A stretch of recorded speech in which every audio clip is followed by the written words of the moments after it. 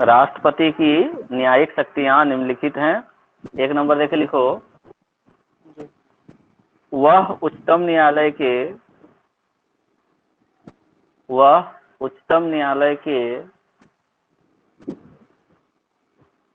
मुख्य न्यायाधीश,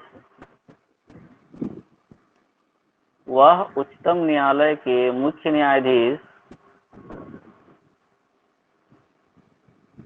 जी सर। एवं अन्य न्यायाधीशों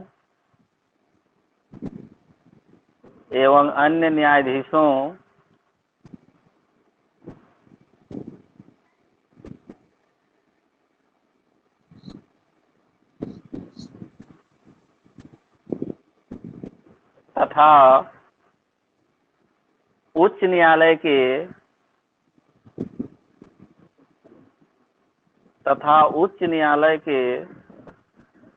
जी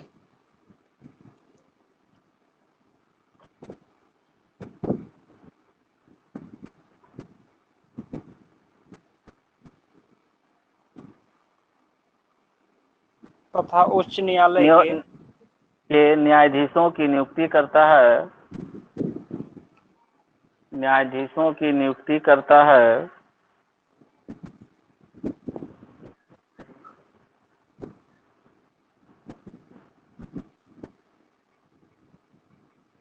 ठीक है। जी देखो, राष्ट्रपति उच्चतम न्यायालय से 2 नंबर।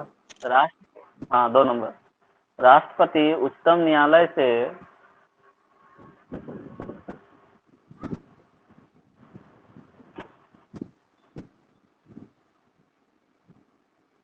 जी सर। किसी विधि या तथ्य पर सलाह ले सकता है, किसी विधि या तथ्य पर सलाह ले सकता है, जी परंतु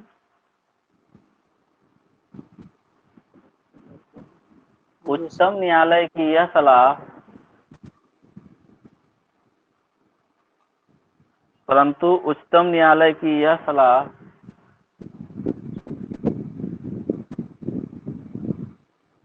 पंखा चल रहा है क्या?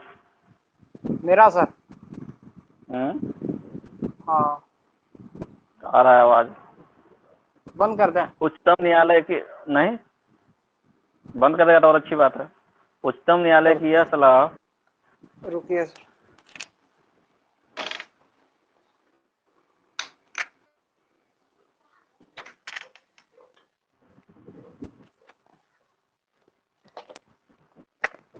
बोलिए सर। उच्चतम न्यायालय की यह सलाह हाँ राष्ट्रपति पर बाध्यकारी नहीं होता है, राष्ट्रपति पर बाध्यकारी नहीं होता है।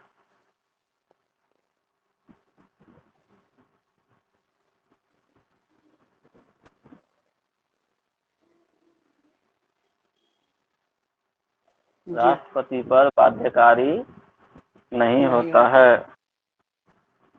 तीसरा लिखो, वह किसी अपराध के लिए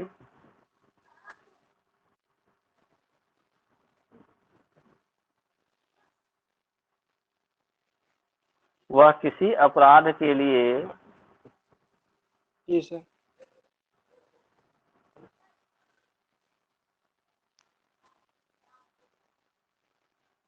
अपराध के लिए दोष सिद्ध ठहराए गए, क्या बोले?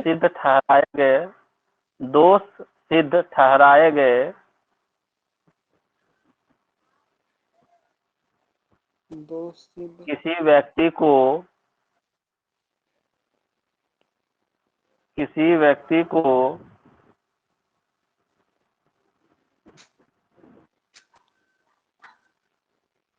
जी सर।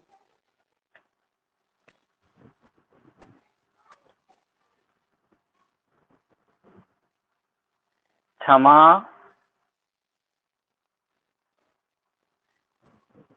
क्षमा कौमा उसका प्रविलंबन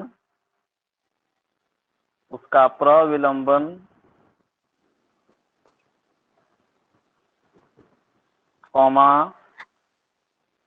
विराम जी या परिहार कर सकता है। विराम या परिहार कर सकता है।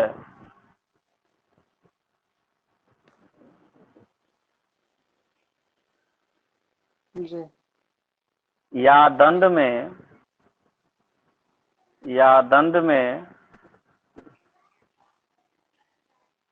जी क्षमादान जी क्षमादान कॉमा प्राणदंड का स्थगन कॉमा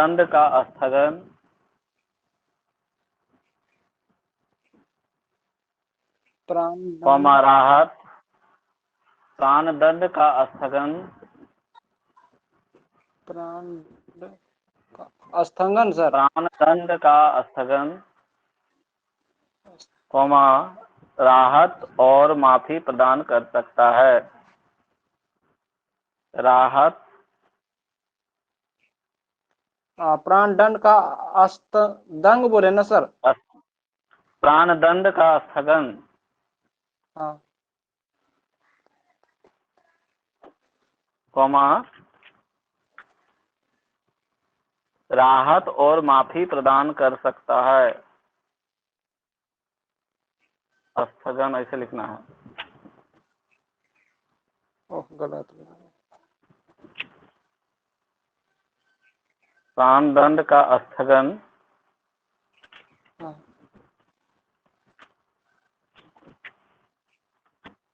स्थगन सर। एक सेकंड। प्राणदंड का स्थगन कॉमा राहत और माफी प्रदान कर सकता है। राहत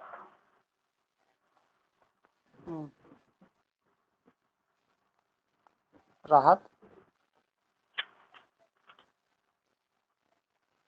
या माफी प्रदान कर सकता है।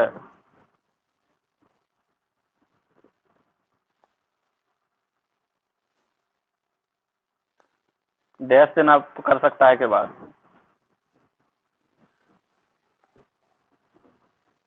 जी डैश दो और नीचे हाँ कौन दे नंबर दी। लिख करके लिखो। कौन नंबर लिखो। जी उन सभी मामलों में जी जिनमें सजा सैन्य न्यायालय में दी गई हो। उन सभी मामलों में जिनमें सजा हाँ सैन्य न्यायालय में दी गई हो। जिनमें सजा सैन्य न्यायालय में दी गई हो। जी ख सर। नंबर उन सभी मामलों में जिनमें केंद्रीय विधियों के विरुद्ध अपराध के लिए सजा दी गई हो। विधियों केंद्रीय के विरुद्ध विधियों के विरुद्ध अपराध के लिए सजा दी गई हो। अपराध के लिए सजा दी गई हो और अपराध के लिए सजा दी गई हो और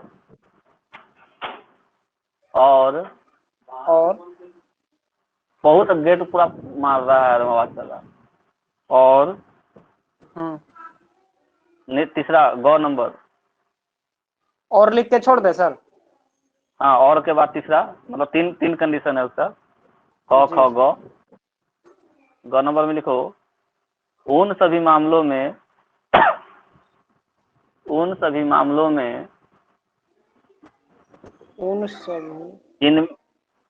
मामलों में जी जिनमें दंड का स्वरूप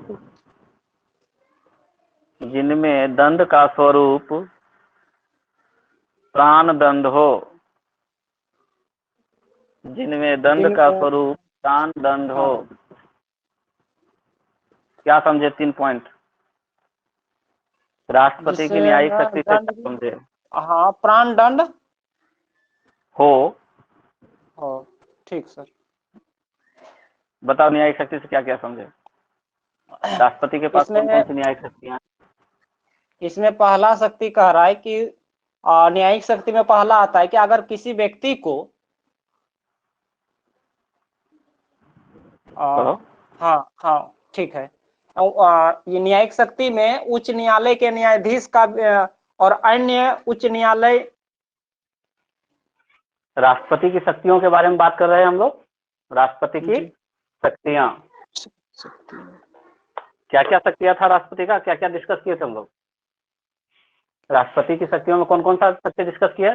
सबसे पहले हम लोग कार्यपालिका शक्ति डिस्कस किए यहाँ पर, कार्यपालिकीय शक्तियां, फिर विधायी शक्तियां, फिर वित्तीय शक्तियां, न्यायिक शक्तियां, सैन्य शक्तियां, कूटनीतिक शक्तियां, आपातकालीन शक्तियां और अध्यादेश जारी करने की शक्तियां। ठीक है। जब कार्यपालिका शक्ति की बात कर रहे थे, इसमें हम लोग 4 कार्यपालिकीय शक्ति के बारे में राष्ट्रपति का बात किए। कौन कौन सा?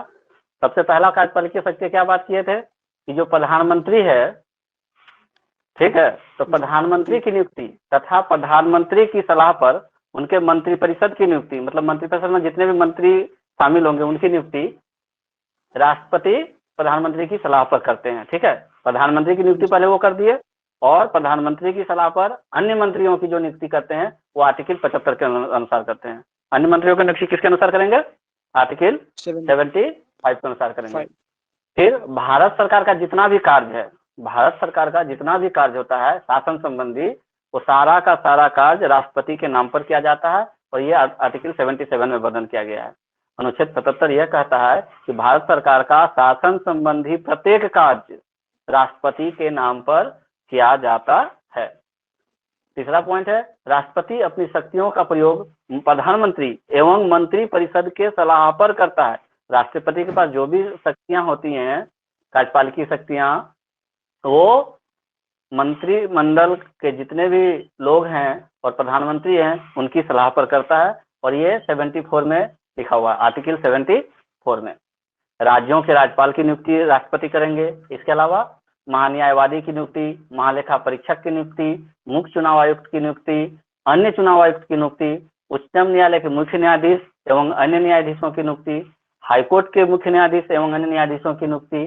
उसके बाद जो केंद्र शासित प्रदेश होते हैं, केंद्र शासित प्रदेश के जो लेफ्टिनेंट गवर्नर होते हैं उनकी नियुक्ति, इन सब की नियुक्ति राष्ट्रपति करते हैं। ठीक है। तो राष्ट्रपति बहुत सारी नियुक्तियां करते हैं। विधायी शक्ति की जब बात की तो विधायी शक्ति में सबसे पहला यह है कि जो संसद का 2 सदन, उच्च सदन राज्यसभा और निम्न सदन लोकसभा, इन दोनों सदनों की बैठक को बुलाते हैं, संबोधित करते हैं और सत्रावसान करते हैं।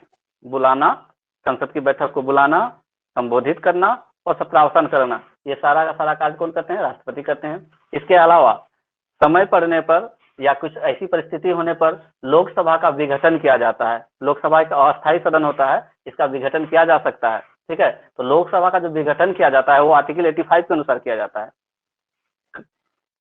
परिस्थितिवश लोकसभा का विघटन किया जा सकता है अनुच्छेद 85 के अनुसार। ठीक है। दोनों सदनों की संयुक्त बैठक को बुलाते हैं राष्ट्रपति। दोनों सदनों की संयुक्त बैठक को भी राष्ट्रपति बुलाते हैं और जब कभी भी दोनों सदनों की संयुक्त बैठक बुलाया जाता है किसी बात पर डिस्कशन करने के लिए, तो इस सदन की जो संयुक्त बैठक होती है उसकी अध्यक्षता हमेशा लोकसभा के अध्यक्ष करेंगे। अगर लोकसभा अध्यक्ष अनुपस्थित हैं तो लोकसभा के उपाध्यक्ष करेंगे। ठीक है। राज्यसभा के सभापति नहीं करते हैं या राज्यसभा के उपसभापति नहीं करते हैं। संयुक्त बैठक की अध्यक्षता सदैव लोकसभा के अध्यक्ष अथवा उपाध्यक्ष करेंगे। ठीक है। चुनाव जब कभी भी होता है लोकसभा का, तो जैसे ही चुनाव खत्म होता है तो जितने भी एमपी होते हैं, ठीक है, वहां आते हैं, संसद में बैठते हैं। तो सबसे पहले संसद का जो पहला सत्र होता है उसको वो संबोधित करते हैं राष्ट्रपति। चुनाव के बाद सत्र को संबोधित करेंगे। इसके अलावा हर वर्ष में संसद का सत्र शुरू होता है, जैसे फरवरी में बजट सत्र होता है, तो पहला सत्र जो होता है बजट सत्र, उसमें राष्ट्रपति जरूर संबोधित करेंगे आर्टिकल 87 के अनुसार। समझ में आया बात?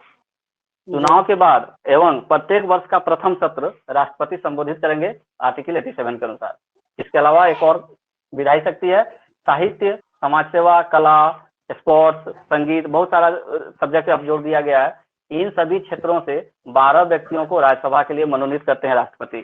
साहित्य, समाज सेवा, कला, खेलकूद भी अब जोड़ दिया गया है।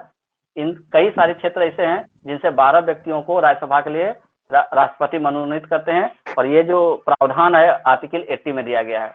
कितना, कौन से आर्टिकल में दिया गया प्रावधान? राज्यसभा में 12 सदस्यों का मनोनयन राष्ट्रपति के द्वारा, आर्टिकल 80 में। लोकसभा के लिए भी 2 व्यक्ति को मनोनीत करते थे वो लोकसभा में। एंग्लो इंडियन समुदाय के 2 लोगों को लोकसभा में मनोनीत करके भेजते थे राष्ट्रपति, लेकिन अब यह प्रावधान निरस्त किया जा चुका है। ठीक है, तो एंग्लो इंडियन को जो नामित किया जाता था वो आर्टिकल 331 के अंतर्गत आता था।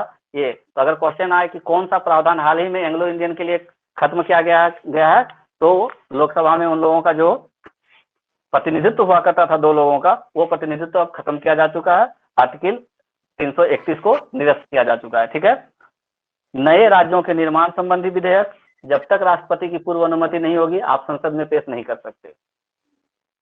कोई भी अगर नया राज्य निर्माण करना है तो अनुच्छेद 3 कहता है कि आपको इसके लिए राष्ट्रपति की पूर्व अनुमति आवश्यक है। अनुच्छेद 3 कहता है कि नया राज्य निर्माण अगर करना है तो उसके लिए आपको राष्ट्रपति की पूर्व अनुमति आवश्यक है। उसी प्रकार से धन विधेयक जो होता है अनुच्छेद 117 के अंतर्गत, धन विधेयक राष्ट्रपति की पूर्व सहमति से ही आप संसद में पेश कर सकते हैं। अनुच्छेद 117 में स्पष्ट उल्लेखित किया गया है कि धन विधेयक राष्ट्रपति की पूर्व सहमति से ही आप संसद में पेश कर सकते हैं। और भारत के संचित निधि से जब कभी भी खर्च करने की बात आएगी, भारत की संचित निधि से जब कभी भी खर्च करने की बात आएगी, भारत के संचित निधि से खर्च संबंधी जो भी विधेयक होगा संसद में पेश करना है तो आपको सबसे पहले राष्ट्रपति की अनुमति आवश्यक है। भारत के संचित निधि से खर्च संबंधी विधेयक राष्ट्रपति की पूर्व अनुमति से ही आप संसद में पेश कर सकते हैं। यह अनुच्छेद 266 कहता है। ठीक है, आर्टिकल 266। उसके बाद आते हैं वित्तीय शक्तियों में। वित्तीय शक्तियों में अनुच्छेद 117 कहता है कि जो धन विधेयक है उस पर राष्ट्रपति की पूर्व सहमति आवश्यक है, जो यहाँ भी हम लिखे हैं।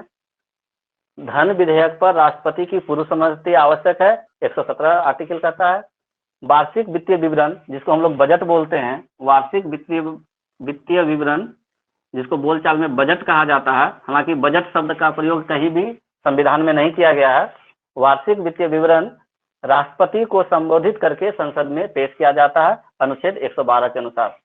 अनुच्छेद 112 क्या कहता है कि जब कभी भी वार्षिक वित्तीय विवरण पेश किया जाएगा तो राष्ट्रपति को संबोधित करके ही पेश किया जाएगा। फिर तीसरा पॉइंट है कि अनुदान की मांग राष्ट्रपति के सिफारिश पर ही संसद में पेश की जा सकती है और इसका उल्लेख 115 में किया गया है। आर्टिकल 115 कहता है कि जब कभी अनुदान की मांग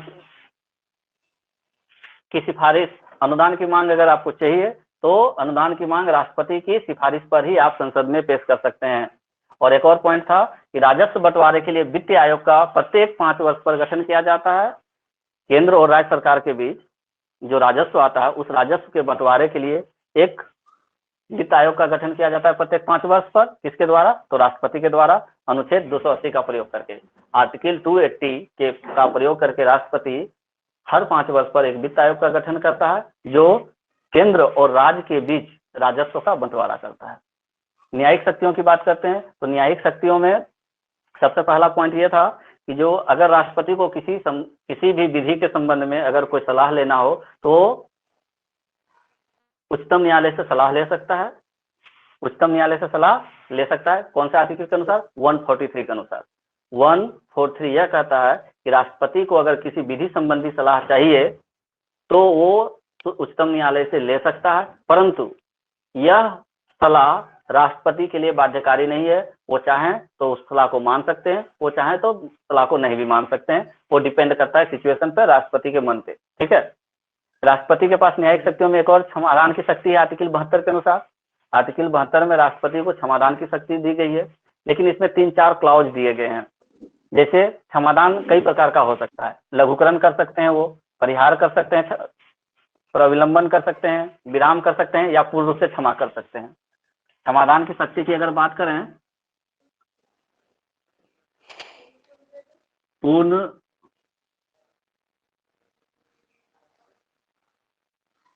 रूप से क्षमा कर सकते हैं कोई भी दंड के लिए, उस दंड का लघुकरण कर सकते हैं, दंड का परिहार कर सकते हैं, दंड का प्रविलंबन कर सकते हैं, या दंड का विराम कर सकते हैं। अब लघुकरण करने का मतलब क्या हो रहा है? लघुकरण में क्या होता है कि दंड का स्वरूप क्या होता है? दंड का स्वरूप बदल जाता है। अगर हम किसी दंड का स्वरूप बदल रहे हैं तो हम लघुकरण किया। राष्ट्रपति जब कभी किसी दंड का स्वरूप बदल दें तो कहता है कि ये लघुकरण हुआ। लघुकरण, दंड का स्वरूप बदल जाना। जैसे एग्जाम्पल ले लो, मृत्यु दंड को आजीवन कारावास में बदलना। आजीवन कारावास में बदलना, ये होता है दंड का लघुकरण। लघु मतलब छोटा करना। लघु मतलब छोटा करना। तो दंड को छोटा कर दिए, छोटा करना। मृत्यु दंड दिया हुआ था, उसको छोटा कर दिए, दंड को आजीवन कारावास में बदलना। दूसरा स्वरूप है क्षमादान का कि परिहार करना। परिहार में क्या होता है कि दंड का स्वरूप में परिवर्तन नहीं होता है।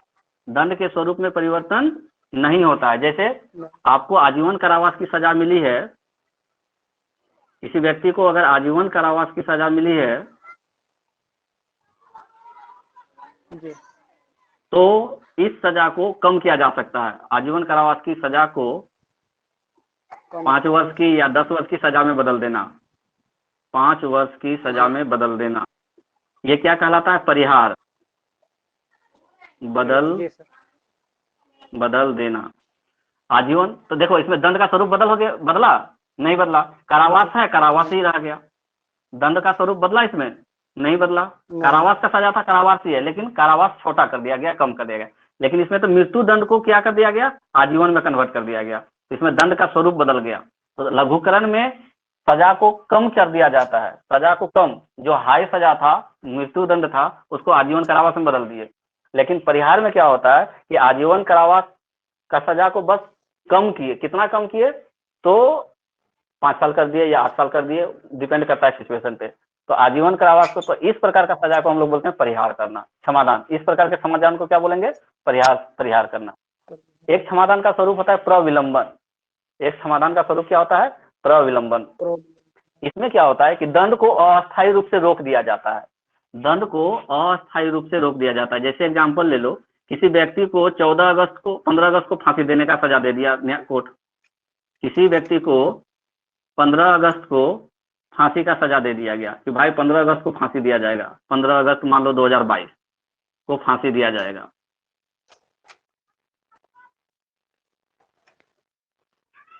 अगस्त 2022 को फांसी दिया जाएगा। सपोज कोई कोर्ट ये निर्णय देता है फांसी दिया जाएगा, और ये बात पहुंच गई है राष्ट्रपति के पास। ये बात पहुंच गई है किसके पास? राष्ट्रपति के पास।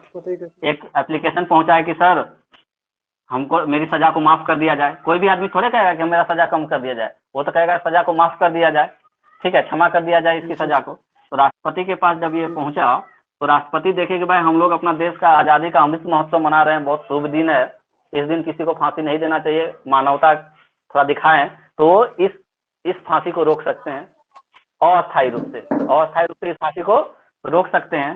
तो अगर वो अस्थायी रूप से फांसी को रोक दिए राष्ट्रपति, इसको हम लोग कौन सा समाधान बोलेंगे? राष्ट्रपति अस्थायी रूप से अगर रोक दिए, अस्थायी रूप से रोक दिए, तो इस प्रकार का जो समाधान होता है उसको हम लोग बोलेंगे प्रविलंबन। क्या बोलेंगे उसको? प्रविलंबन।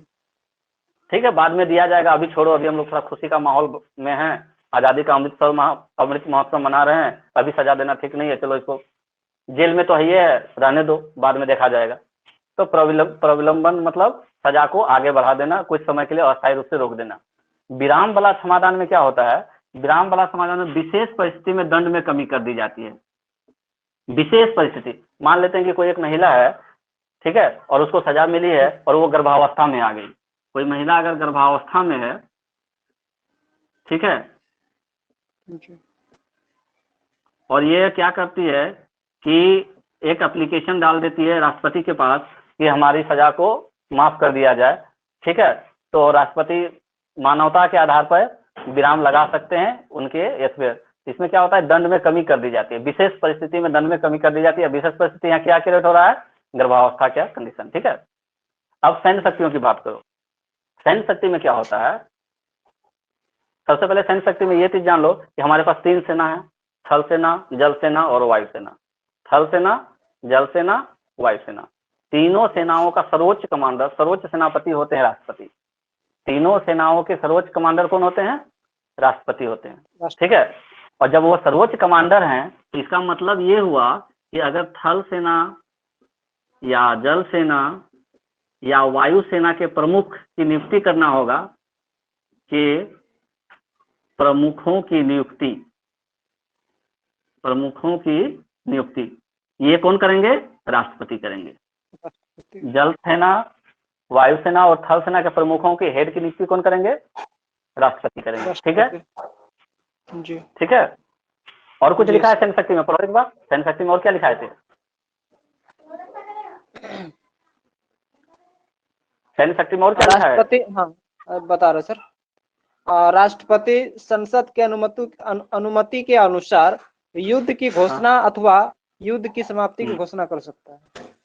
ये बहुत बड़ा पॉइंट है, युद्ध की घोषणा या युद्ध समाप्ति की घोषणा, युद्ध समाप्ति की घोषणा करते हैं, लेकिन इसके लिए किसकी अनुमति चाहिए, संसद की अनुमति से, संसद की अनुमति से, ठीक है। युद्ध की घोषणा भी करते हैं और युद्ध समाप्ति की भी घोषणा करते हैं संसद की अनुमति से। और कुछ लिखे हैं इसमें, नहीं, ठीक है। दोनों पॉइंट हो गया, तीनों सेनाओं का सर्वोच्च कमांडर, तीनों सेनाओं के प्रमुखों की नियुक्ति और युद्ध की घोषणा और युद्ध समाप्ति की घोषणा राष्ट्रपति संसद की अनुमति से करते हैं। तो सैन्य शक्तियां हो गया। अगर कूटनीतिक शक्तियों की बात करें, कूटनीतिक कहने का मतलब क्या कि विदेशों से आपका संबंध कैसा हो नहीं हो, उसके मतलब जितने भी देश हैं अपने देश से बाहर, जिसको हम लोग विदेश बोलते हैं, तो विदेशों में राष्ट्रपति के नाम पर सभी कार्य किए जाते हैं। वहां पे प्रधानमंत्री के नाम पर कोई काम नहीं होता है, मंत्रिपरिषद के नाम पर कोई कार्य नहीं होता है। जितना भी काम होगा वो भारत के राष्ट्रपति के नाम पर होगा, ठीक है। जितने भी कार्य होगा वो किसके नाम पर होंगे, भारत के राष्ट्रपति के नाम पर होंगे। और इसी में क्या लिखाए थे, राजदूतों की नियुक्ति, राजदूतों की नियुक्ति, ठीक है। और उसके बाद उच्चायुक्तों की नियुक्ति, उच्चायुक्तों की नियुक्ति का, ठीक है, स्वागत करते हैं, नियुक्ति करते हैं। इसके अलावा अपने देश से बाहर जो गए वो तो नियुक्त हो गए, लेकिन जो विदेश से हमारे यहाँ राजदूत आएंगे, विदेश से जो हमारे यहाँ राजदूत आएंगे, जैसे विदेशी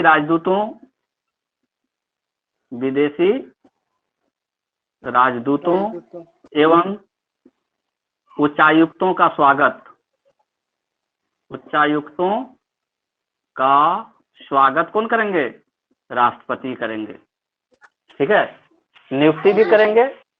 और अच्छा, राजदूत जो मोटरसाइकिल आया था किसके नाम पर रहा होगा, कुछ इन्हीं के ऐसे ही इसी पोस्ट के आधार पर वो लिए दिया गया होगा, ठीक है।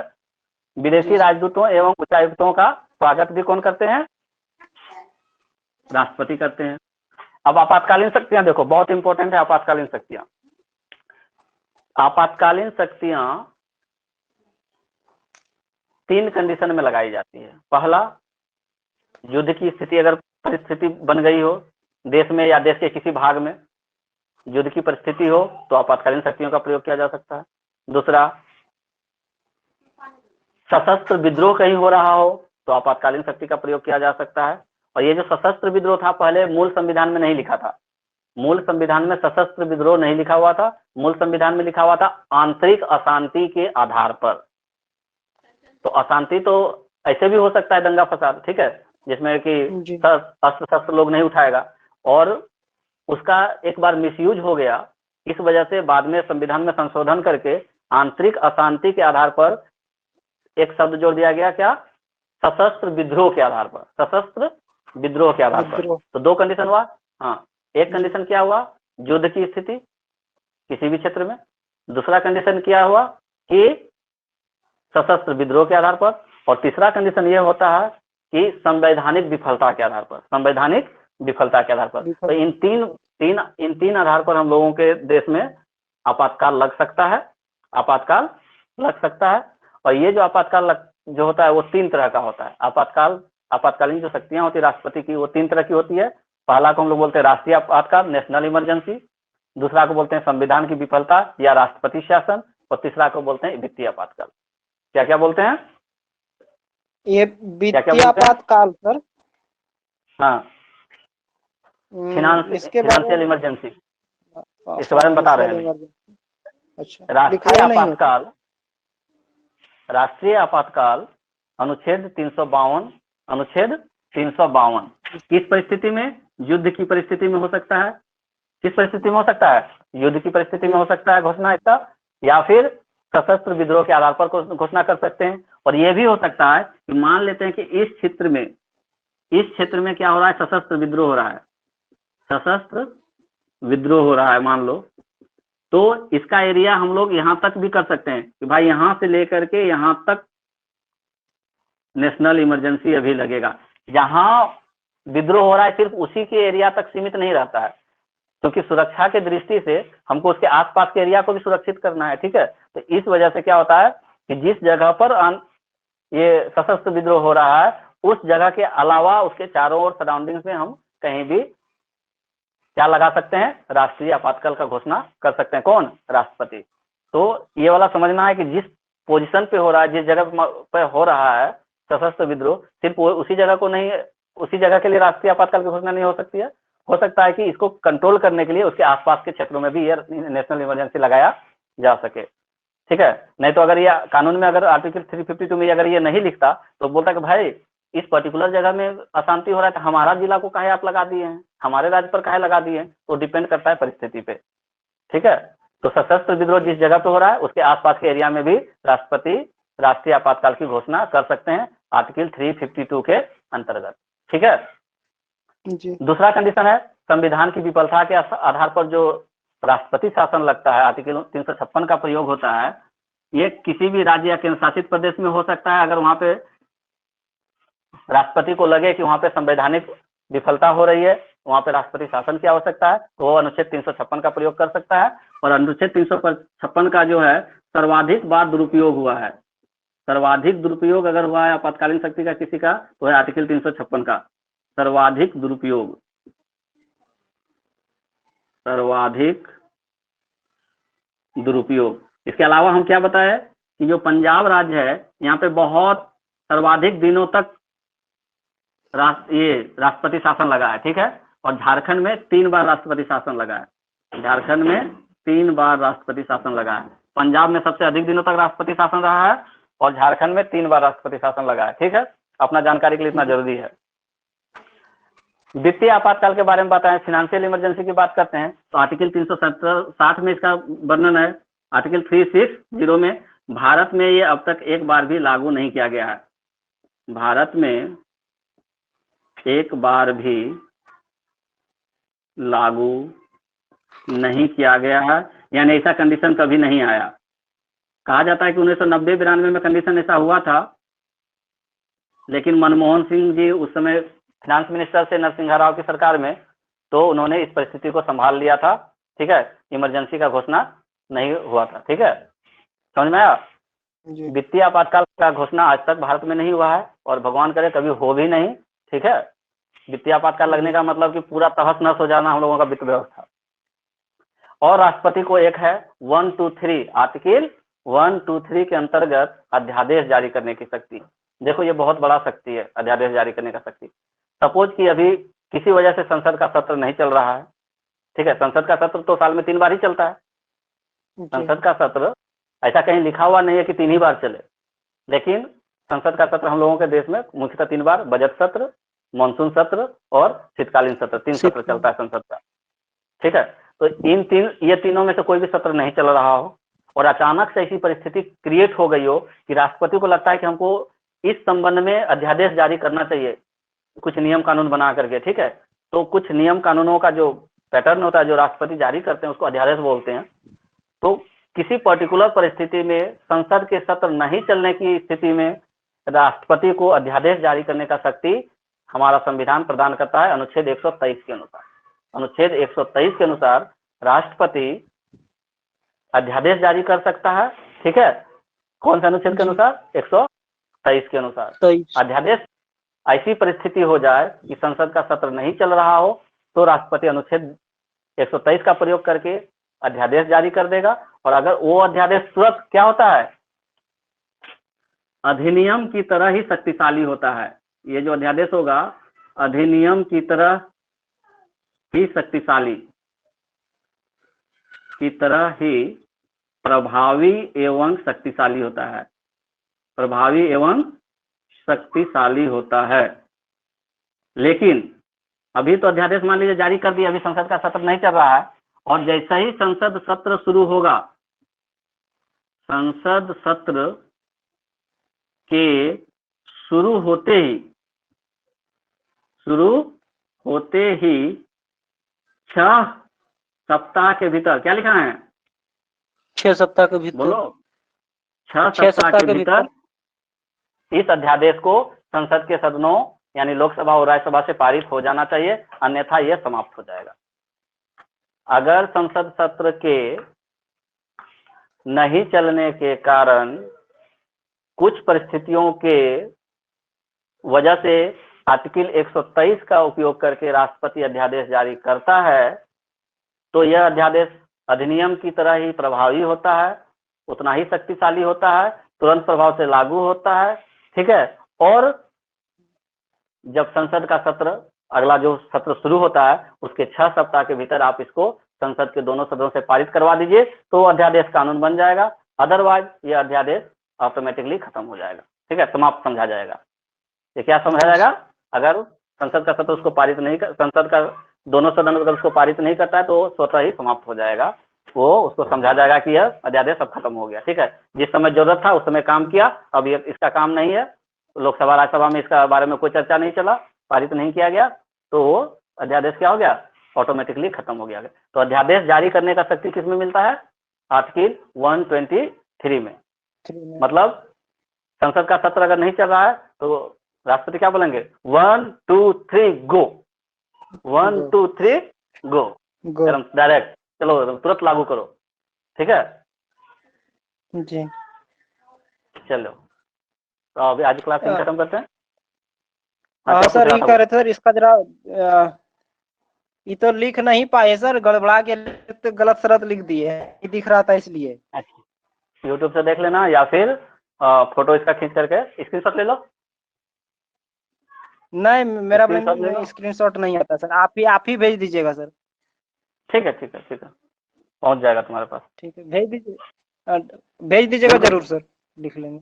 बिल्कुल बिल्कुल, ठीक, थैंक यू सर।